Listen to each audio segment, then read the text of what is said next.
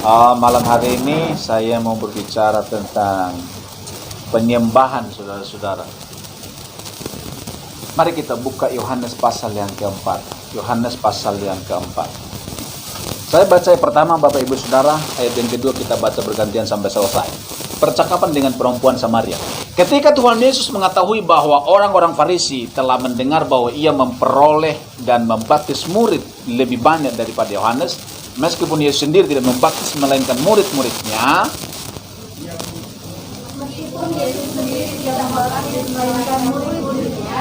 ia pun meninggalkan Yudea dan kembali ke Galilea.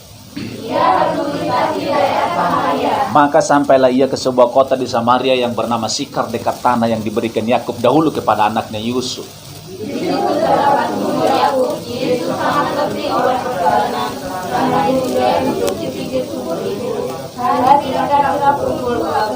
Maka datanglah seorang perempuan Samaria hendak menimba air. Kata Yesus kepadanya, "Berilah aku minum."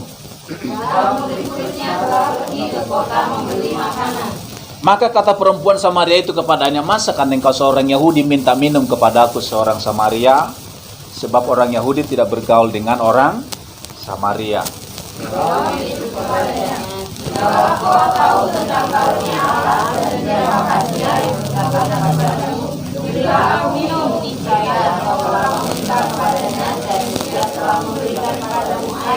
Kata perempuan itu kepadanya, "Tuhan, engkau tidak punya timba dan sumur ini amat dalam. Dari manakah engkau memperoleh air hidup itu?"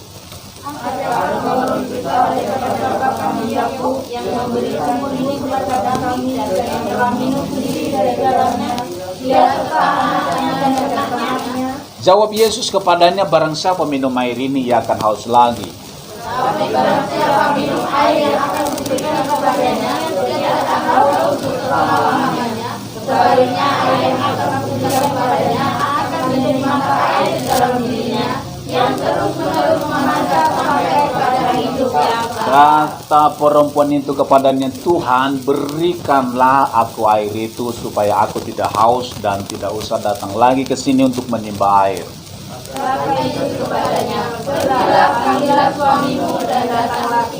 Kata perempuan itu, "Aku tidak mempunyai suami. Aku tidak mempunyai suami. Aku tidak mempunyai suami." Kata Yesus kepadanya, "Tepat katamu bahwa engkau tidak mempunyai suami. Sebab engkau sudah mempunyai 5 suami, dan yang ada sekarang padamu bukanlah suamimu. Dalam hal ini engkau berkata benar." Kata perempuan itu kepadanya, "Tuhan, nyata sekarang kepadaku bahwa engkau seorang nabi."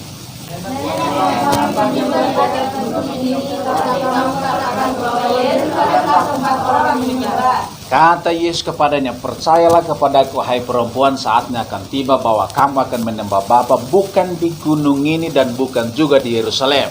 Kamu menyembah apa yang tidak kamu kenal, kami menyembah apa yang kami kenal, sebab keselamatan datang dari bangsa Yahudi. Tetapi saatnya akan datang dan sudah tiba sekarang." Kapan? Sekarang. Bahwa penyembah-penyembah benar akan menyembah Bapa dalam roh dan kebenaran. Sebab Bapa menghendaki penyembah-penyembah demikian. Kita baca sama-sama.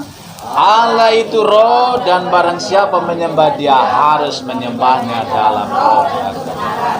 Haleluya. Penyembahan adalah wujud cinta kita kepada Tuhan. Katakan sama-sama, 1, 2 ya. Ulang. Kurang keras, kurang mantap, dan mulutnya dibuka untuk ngomong. 1, 2 ya. Penyembahan adalah, sekali lagi, 1, 2 ya. Penyembahan adalah wujud cinta kita kepada Tuhan. Amin. Penyembahan adalah wujud cintamu kepada Tuhan. Kalau engkau tidak menyembah, berarti engkau tidak cinta sama Tuhan. Dari mana kita tahu seseorang itu cinta sama Tuhan? Lihat dia cara menyembah. Amin. Kalau engkau tidak menyembah, engkau tidak cinta sama Tuhan. Ngomong itu berarti pembohong. Haleluya. Gereja adalah tempat penyembahan.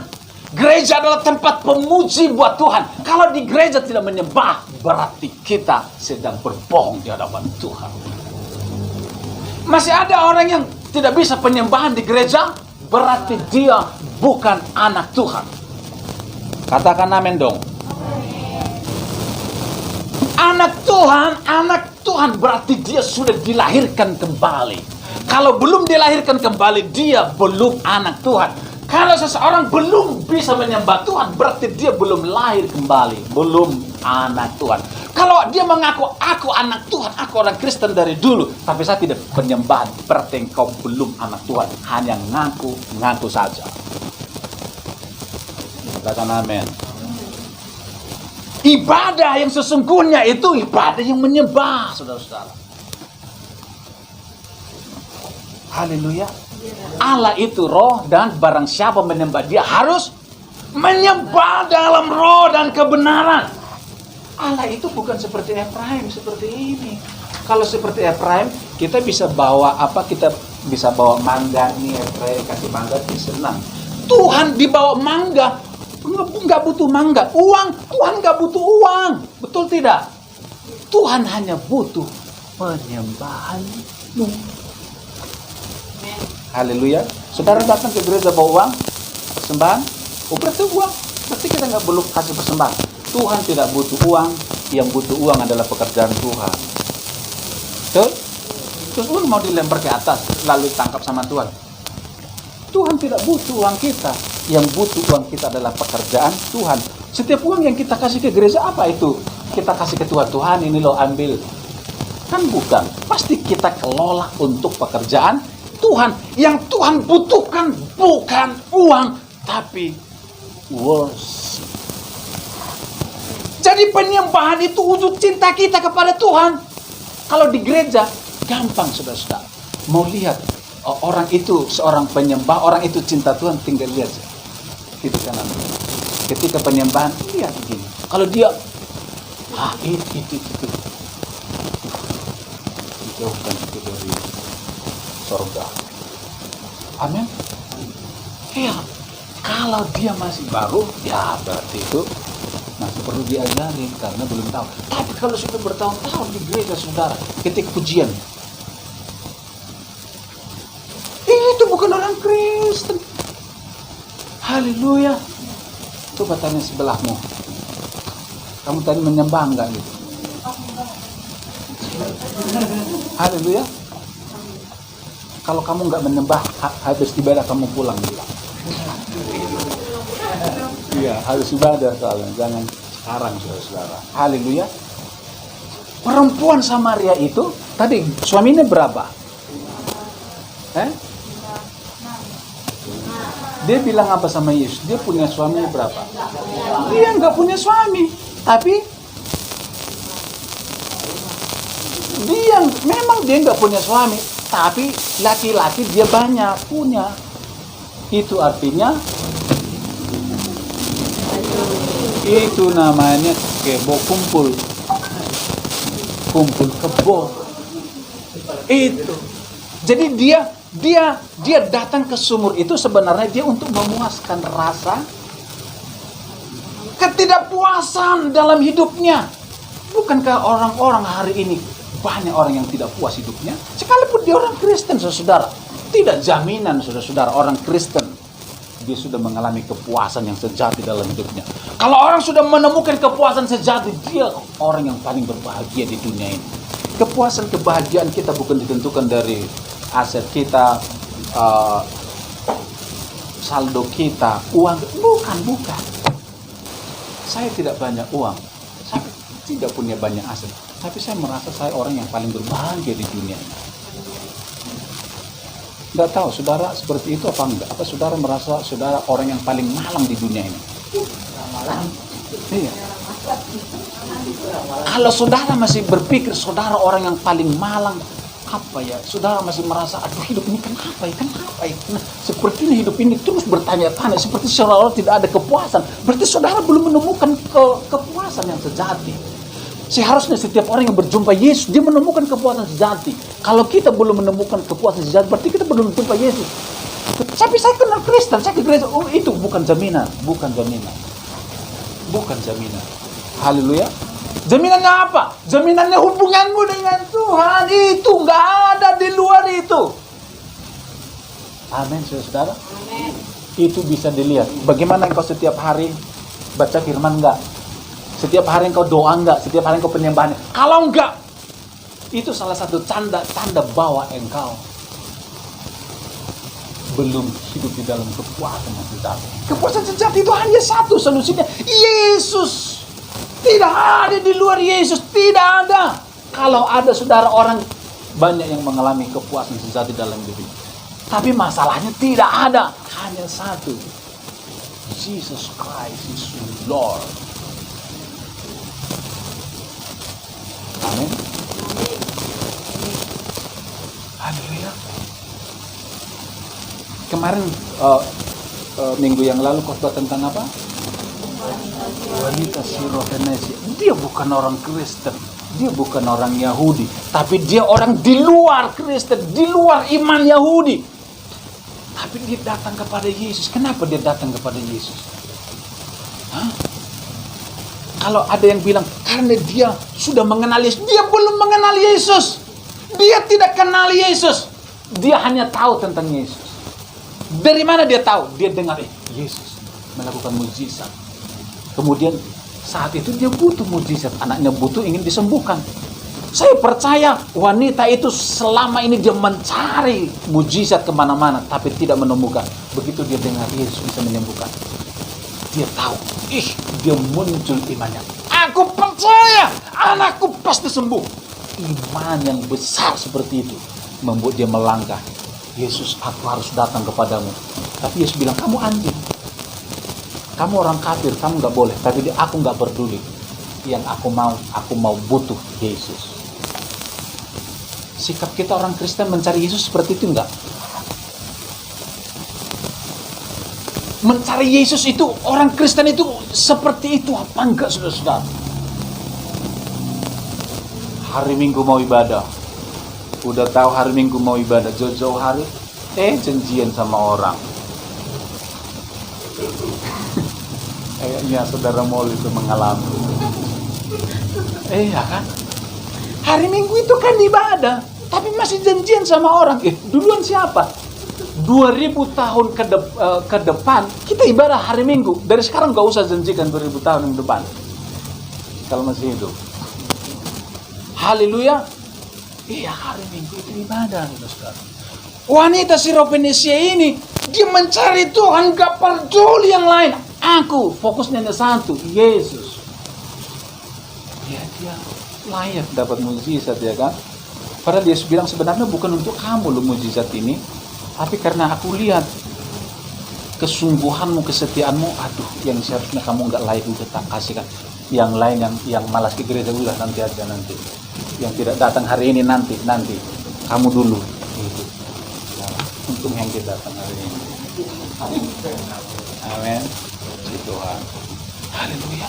Ini kita mau belajar seperti penyembahan. Tadi lagu terakhir apa? Seperti wanita. Kisahnya di dalam Alkitab, seorang Yesus masuk ke rumah siapa? Simon kalau tidak salah. Ketika Yesus masuk ke rumah Simon, kemudian Simon gimana responnya menyambut Yesus? Simon duduk, selamat datang Yesus, selamat datang di rumahku. Tapi wanita yang satu ini, dia pergi ke dapur, dia ambil mangkok, kemudian diisi dengan minyak yang mahal, kemudian rambutnya yang panjang itu, kemudian dia basuh kakinya Yesus. Kemudian orang-orang sekitarnya bilang, termasuk Yudas, itu buat apa, itu ngapain itu. Tapi Yesus bilang, ini wanita ini, dia sangat mengasihi. Dia melakukan yang tidak pernah dilakukan oleh manusia. Ini ekspresi cintanya kepadaku. Dia tahu saya sebentar lagi mati dan akan naik ke surga dan tidak akan ada lagi di dunia ini. Dia gunakan waktu yang singkat ini, dia melakukan sesuatu yang berbeda ini bagiku.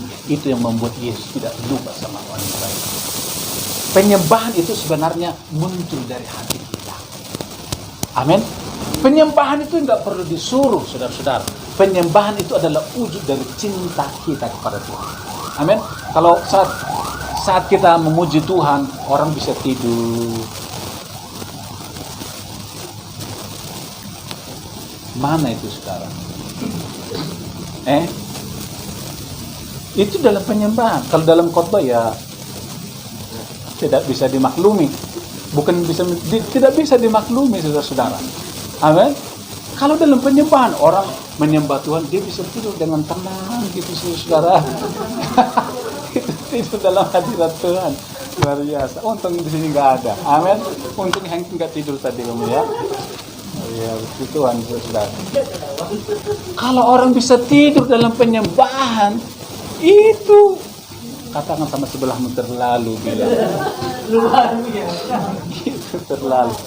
Artinya tidak ada inisiatif di hatinya, tidak ada wujud cintanya kepada Tuhan. Kalau pacaran itu, saudara. Saudara pernah pacaran? Saudara Mul pernah pacaran? Dulu saya pacaran, saudara-saudara. Sebenarnya saya ini bukan tipe orang romantis. Di mana-mana itu orang tahu semua saya bukan tipe orang romantis. Tapi begitu saya jatuh cinta sama namanya Diana Magdalena, gak tahu kok tiba-tiba saya pintar romantis. Gak tahu itu muncul dari mana. Yang tadinya gak suka nulis tisu, dia bilang I love you gitu. Sekarang kok bisa muncul ide seperti itu. Kemudian dikasih gambar, kemudian beli Indomie. Loh, itu kenapa muncul? Itu muncul karena cinta. Kalau ada cinta di hati kita kepada Tuhan, pasti kita akan muncul ide-ide untuk menyenangkan hati Tuhan.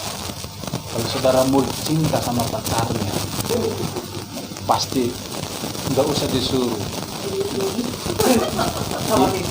Diam-diam datang ke rumah pacarnya, bawa apa? Air galon, 1 galon.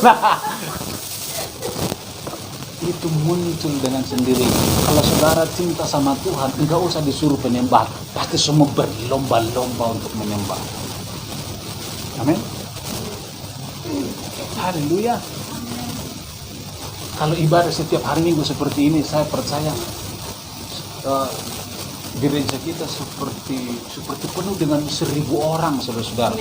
Padahal kita masih di bawah 3.000, saudara ya. Kita masih di bawah 3.000, tapi rasanya ribuan orang. Kenapa? Karena sepanjang minggu kita penyembahan, connect dengan Tuhan. Begitu kita kumpul seperti ini, waduh, rasanya ada api di sini yang luar biasa. Apalagi ada gedung yang baru, tempat yang baru, yang bagus, semangatnya pasti semakin luar biasa. Amin, saudara-saudara. Miliki penyembahan yang seperti ini. Haleluya. Yang terakhir, saya nggak perlu lama-lama, sudah nanti Hengki ketiduran. Yang terakhir, ketika kita percaya kepada Yesus sampai endingnya, seharusnya kita terus bergairah menyembah Tuhan. Amin. Bisa nggak ibadah tidak bergairah? Kalau ibadah orang datang dengan hampa dari rumah, maka WL di sini, berdiri bersama-sama, kita puji Tuhan. Tapi kalau datang dari rumah dengan hati yang haus dan lapar, begitu duduk angkat tangan langsung, langsung berteriak semua. Amin. Hari ini bisa semangat, besok bisa melempem enggak? Bisa. Jangankan melempem, bunuh diri bisa. Iya. Hari ini dengar khotbah semangat, aduh yes Tuhan luar biasa. Begitu ada masalah, aduh mati. Ngapain aku hidup di dunia ini? Bisa nggak? Bisa. Tuh kemarin di gereja berbahasa roh nggak? Berbahasa roh. Penyembahan suaranya hebat. Tetapi sekarang sudah, aduh, bisa. Hidup itu begini. Tetapi usahakan jangan begini. Usahakan begini. Amin. Firman Tuhan kan bilang, aku membawa engkau, menetapkan engkau menjadi kepala bukan ekor, naik bukan turun. Keputusan di tangan Tuhan apa di tangan kita? Tangan kita. Tuhan di sorga sudah putuskan. Aku putuskan kamu jadi hebat. Sekarang kamu yang bergerak sekarang. Musa bilang, ini tongkat, pegang. Kemudian air terbelah itu Yesus yang membelah atau Musa? Yesus sudah ada belum waktu itu? Yang membelah laut siapa? Musa. Allah kerjanya apa? Melakukan mujizat. Tapi si Musa bagiannya memukul. Pak! Bagian Musa. Amin. Hengki sudah ditetapkan luar biasa. Amin. Sudah. Artinya gini. Coba terima dulu hatinya.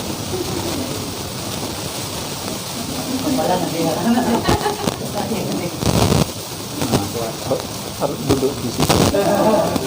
Duduk di sana, nggak apa-apa. Kembali. Nanti tolong dikembalikan. HP kan sudah saya kasihkan sama Hengki. Nah, kalau Hengki mau melihat YouTube kan Hengki yang bergerak di situ, bukan saya. Kalau mau dengar saya khotbah di situ. Ada YouTube di situ. Saya nggak perlu lagi harus bergerak di sini. Saya serahkan, artinya hak wewenang otoritas ada di tangan Hengki. Amin. Udah kembalikan sekarang.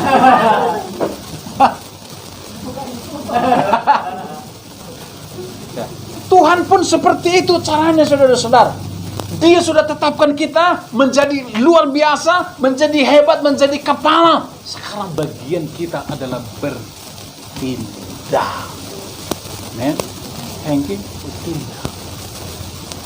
Jangan bilang, aduh saya susah, saya miskin. Siapa yang membuat kita miskin? Tuhan apa kita? Bukan Tuhan. Tuhan sudah menetapkan kita jadi kaya. Menetapkan kita diberkati. Kenapa kita miskin? Karena tetangga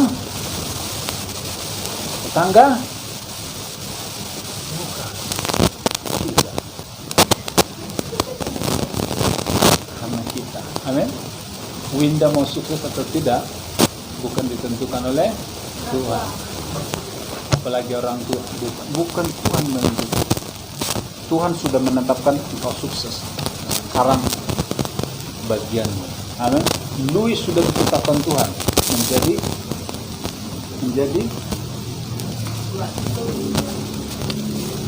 orang yang hebat. Sekarang tergantung Louis mau belajar apa enggak ya kan? Kalau main YouTube terus, main game terus, uji saya terjadi. Amin. Apalagi olah dalam turmi Magdalena.